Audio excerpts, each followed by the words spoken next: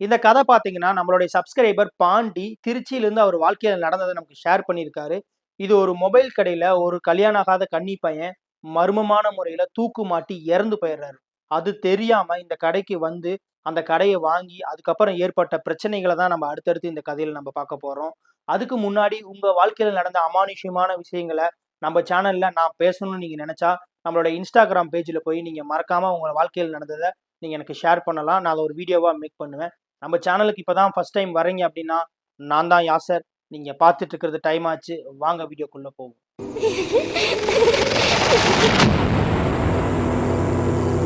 பாண்டி பார்த்தீங்கன்னா, திருச்சியை சேர்ந்தவர். இவர் ஒரு சாதாரண விவசாய குடும்பத்த சார்ந்தவர் தான். இவருக்கு இப்ப தான் புதுசா கல்யாணம் ஆயிருக்கு. அவரோட மனைவி பேர் பார்த்தீங்கன்னா அமுதா. இவங்க கல்யாணம் ஆகி கொஞ்ச நாள்லயே ஒரு தனி குடித்தனம் போலாம் அப்படின்னு சொல்லி அவங்க பிளான் பண்ணிட்டு இருக்காங்க. பாண்டிக்கு ரொம்ப நாளா ஒரு மொபைல் கடை வைக்கணும்னு ஒரு மனசுக்குள்ள ஒரு ஆசை. ஆனா அதுக்கான இடமும் சரியா அமையல. பணமும் அவர் கையில பெருசா இல்ல. திருச்சியிலிருந்து கொஞ்சம் தள்ளி ஒரு ஊருக்கு போறாங்க. அங்க தனி குடித்தனம் போலான்னு சொல்லி ஒரு வீட போக்கியத்துக்கு வாங்குறாங்க. அதே ஊர்ல பார்த்தீங்கன்னா, கொஞ்சம் தள்ளி ஒரு கடை ரொம்ப கம்மியான ரேட்டுக்கு வருது. அவருக்கு ஒரு ஆசை. ஓ! இந்த கடைய நம்ம வாங்கிர்லாம். எப்படியாவது நம்ம மொபைல் கடை வச்சு நம்ம பிசினஸ டெவலப் பண்ணிடலாம் அப்படிங்கிற ஒரு ஆசையால அந்த கடைய வாங்குறாரு. இந்த கடை பார்த்தீங்கன்னா, இதுக்கு முன்னாடி ஒரு சலூன் கடையா இருந்திருக்கு. பாண்டி அத வாங்கி தனக்கு தேவையான எல்லா ஒர்க்கையும் பண்ணி முடிச்சுட்டு, கடைக்கு தேவையான மொபைல்ஸ், ஆக்சஸரீஸ் எல்லாமே வாங்கி வச்சு வியாபாரம் பண்ணிட்டு இருக்காரு. அவரு வியாபாரம் பண்ணிட்டு இருக்க கொஞ்ச நாள்லயே நிறைய அமானுஷ்யமான விஷயங்கள் அப்பப்ப நடக்க ஆரம்பிச்சிருக்கு. ஆனா, அது பாண்டிக்கு பெருசா தெரியல. அவர் அத கண்டுக்காமயே விட்டுருக்காரு. ஒருவேள நம்ம மனப்பிரமையா இருக்குமோ அப்படின்னு கூட நெனச்சுட்டாரு. நைட்டு கடைய பூட்டிட்டு போறப்ப, இந்த இடத்துல ஒரு பொருள் வச்சுட்டு போவோம். ஆனா, அடுத்த நாள் வந்து பார்க்குறப்ப, அந்த பொருள் அங்க இல்லாம, வேற ஒரு இடத்துல இருந்திருக்கு. ஆனா, பாண்டி இதெல்லாம் பெருசா நோட் பண்ணல. ஆனா, போக போக நோட் பண்ண ஆரம்பிச்சிருக்காரு. இல்ல, ஏதோ நம்ம கடையில தப்பா தான் நடக்குதுன்னு நமக்கு தோணுது. ஏன்னா, எனக்கு நல்லா தெரியும். நான் இங்க வச்சுட்டு போறேன். ஆனா, அந்த பொருள்கள்லாம் வேற இடத்துல இருக்கு. அப்படிங்கிற ஒரு குழப்பத்திலேயே தான் பாண்டி இருந்திருக்காரு. பாண்டிக்கு அந்த ஊர்ல பார்த்தீங்க அப்படின்னா, அருண் அப்படின்னு ஒரு நல்ல நண்பர் இருக்காரு. அருண் கிட்ட போய் பாண்டி சொல்றாரு, "என்னோட கடையில இந்த மாரிலாம் அமானுஷ்யமா நடக்குது. ஒருவேளை எனக்கு இது கற்பனையா என்னன்னு கூட தெரியல. ஆனா என் கடையில ஏதோ நடக்குதுன்னு எனக்கு தோணிட்டே இருக்கு." அப்படின்னு சொல்லி அருண் கிட்ட சொல்றாரு. எனக்கு முன்னாடி இந்த கடையில யார் இருந்தா? அவங்களுக்கு ஏதாவது இந்த மாரி நடந்திருக்கா? ஏன் இந்த கடை இவ்ளோ கம்மியான ரேட்டுக்கு வந்துச்சு? அப்படின்னு எல்லா கேள்வியுமே அருண் கிட்ட கேட்கிறாரு. ஆனா அருண் திரும்ப பதில் சொன்னத கேட்ட உடனே பாண்டி அரண்டு போயிடுறாரு. "என்ன அருண் சொல்றீங்க?" "ஆமா பாண்டி. உங்களுக்கு முன்னாடி இது ஒரு சலூன் கடையா தான் இருந்துச்சு. அதுல பார்த்தீங்க அப்படின்னா, ஒரு வயசு பையன், கல்யாணம் ஆகாத கன்னி பையன், இதே இடத்துல தூக்கு மாட்டி மர்மமான முறையில இறந்து போயிட்டான். ஆனா, அவன் ஏன் தூக்கு மாட்டுனான்? எதுக்காக இறந்து போனான்? அப்படிங்கிற எந்த தகவலுமே இல்ல. அதனால இந்த கடைய யாரும் உள்ளூர்க்காரங்க வாங்கறதுக்கு முன் வராமயே இருந்துச்சு. நீங்க வெளியூர்க்காரங்க அப்படிங்கிறனால, இத பத்தின தகவல் உங்களுக்கு எதுவுமே தெரியல. கம்மி ரேட்டுக்கு கிடைச்ச உடனே நீங்களும் வாங்கிட்டீங்க. சரி நாங்களும் நல்லா வியாபாரம் பண்ணிட்டு தான் இருக்கீங்க. எந்த பிரச்சனையும் வரல அப்படின்னு நினைச்சு தான் நாங்க இருந்தோம். ஆனா, நீங்க சொல்றதுக்கு அப்புறம் தான் எனக்கு தெரியுது, இந்த கடையில மறுபடியும் ஏதோ பிரச்சனை இருக்கு அப்படின்னு பாண்டி கிட்ட அருண் சொல்றாரு. பாண்டி அந்த அன்னைக்கு நைட்டு வீட்ல உட்காந்து சாப்பிட்டுட்டு இருக்கப்ப, தன்னுடைய மனைவி அமுதா கிட்ட இத பத்தி எல்லாத்தையுமே சொல்றாரு. அமுதா பயத்துல, "என்னங்க சொல்றீங்க? நம்ம கடையில கல்யாணம் ஆகாத அதுவும் ஒரு கன்னி பையன் தூக்கு மாட்டி மர்மமான முறையில இறந்து போயிட்டானா? வேண்டாங்க. இந்த கடைய நம்ம வித்தரலாம். நம்ம வேற எங்காவது வேற கடை வாங்கிக்கலாம்." அப்படின்னு சொல்றாங்க. ஆனா பாண்டி, "அட கம்முனு இரு அமுதா. இதெல்லாம் ஒரு பெரிய விஷயம் இல்ல. எல்லாம் நடக்கிறது தான். நம்மளுக்கு ஒண்ணும் பண்ணல. இந்த மாரி எனக்கு தோணுது. அது ஒருவேள மனப்பிரமையா கூட இருக்கலாம்." அப்படின்னு சொல்லிடுறாரு.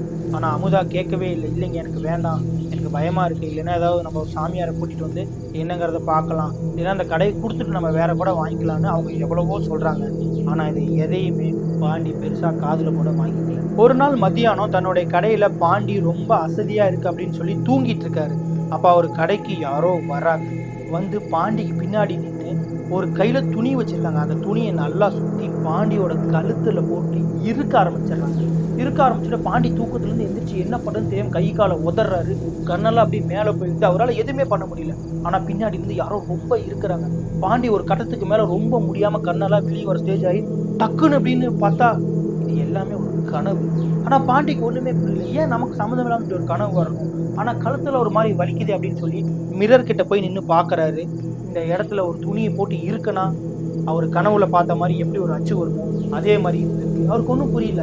நம்ம கழுத்துல ஒரு துணிய போட்டு இறுக்குனது கனவு மாரி தானே இருந்துச்சு. ஆனா நேர்ல எப்படி இந்த அச்சு இருக்கு? இந்த தழும்பு எப்படி வந்ததுன்னு சொல்லி ஒரே பயத்திலேயே இருந்திருக்காரு. அந்த அன்னைக்கு நைட்டு போய் தன்னுடைய மனைவி கிட்ட இத நடந்தத பத்தியும் சொல்லியிருக்காங்க. மனைவி ரொம்ப பயந்து அழுது கெஞ்சி கேட்கறாங்க. "இந்த கடை நமக்கு வேண்டாங்க. நம்ம இந்த கடைய குடுத்தரலாம். நம்ம வேற ஏதாவது ஒரு கடைய வாங்கிக்கலாம்னு" சொல்றாங்க. ஆனா பாண்டி இத பத்தி எதுவுமே காதுல வாங்கிக்காம, "சரி விடுமா, விடுமா பார்த்துக்கலாம்" அப்படின்னு சொல்லிட்டு போய் படுத்து தூங்கிடுறாரு. அடுத்த நாள் இத பத்தி இவருடைய மனைவியும், பாண்டியும் அருண் கிட்ட சொல்றாங்க. அருண், என்னப்பா சொல்ற?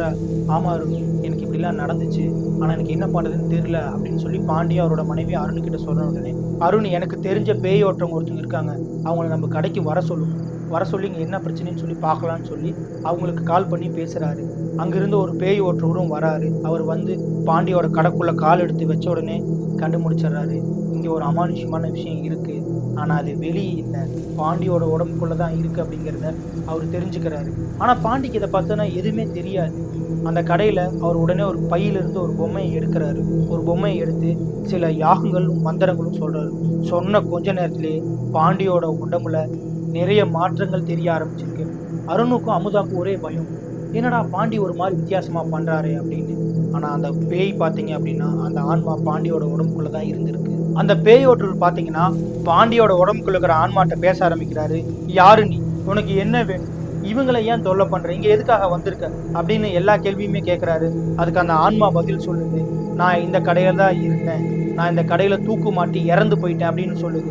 ஏன் தூக்கு மாட்டி இறந்த? உனக்கு என்ன பிரச்சனை அப்படின்னு அவர் கேட்கிறாரு. நான் ஒரு பொண்ணை விரும்பினேன், அந்த பொண்ணு என்னை ஏமாத்தி எனக்கு துரோகம் பண்ணிருச்சு, எனக்கு வேற வழி தெரியல, என்னோட மனவழி தாங்க முடியாம நான் இப்படி தூக்கு மாட்டி இறந்து போயிட்டேன் அப்படின்னு சொல்லி அந்த ஆன்மா சொல்லுது. அதுக்கு அந்த பேய் ஓட்டுறவர், சரி ஓகே, ஆனா இவங்களை ஏன் நீ தொல்லை பண்ற? இவங்களுக்கும் உனக்கு என்ன சம்மந்தம் இருக்கு? நீ இவங்களை விட்டு போயிடணும், இங்க இருக்கக்கூடாது அப்படின்னு சொல்றாரு. ஆனா அதுக்கு அந்த ஆன்மா, நான் இந்த இடத்த விட்டு போக மாட்டேன், எனக்கு இவரை பிடிச்சிருக்கு, எனக்கு இவர் வேணும், நான் இவரை என் கூடவே கூட்டிட்டு போறேன் அப்படின்னு சொல்லுது. அந்த பேய் ஓட்டுறவர், நீ பேசுறது தப்பு, இது முடியாத ஒன்று, நீ வேற என்ன வேணாலும் கேளு, நாங்க தரோம், ஆனா இவரை நீ விட்டுட்டு போகணும்னு சொல்லி பேசுறாரு. ஆனா அந்த ஆன்மா கேட்கற மாதிரி தெரியல. உடனே இவரு அந்த பொம்மையை வச்சு சில வசியங்களும் மந்திரங்களும் சொல்ல பாண்டியோட உடம்புல இருக்கிற ஆன்மா வலியால துடிக்க கத்த ஆரம்பிச்சிருக்கு. ஆனா அவர் அந்த மந்திரங்கள்லாம் சொல்லி ஒரு வழியா அந்த பேயை அந்த பொம்மைக்குள்ள அடைச்சிடுறாரு. அதுக்கப்புறம் பாண்டியும் நார்மல் ஆயிடுறாரு. அவரோட ஃபேமிலியோட சந்தோஷமா இருக்கிறாரு. அந்த கடையில நல்லா வியாபாரமும் ஆயிட்டு இருக்கு. அவரோட லைஃப் இப்ப நிம்மதியா போயிட்டு இருக்குது. நான் உங்ககிட்ட கேட்கணும்னு நினைச்சது, ஒருத்தவங்க இறந்து போயிட்டாங்க அப்படின்னா சம்மந்தப்படாத ஒருத்தவங்களையும் அவங்க தொல்லை பண்றதுக்கு வாய்ப்பு இருக்கா அப்படிங்கிறத மறக்காம நீங்க கீழே கமெண்ட் பண்ணுங்க. அதை நான் தெரிஞ்சுக்கிறேன். நம்ம நெக்ஸ்ட் இன்னொரு வீடியோல மீட் பண்ணுவோம்.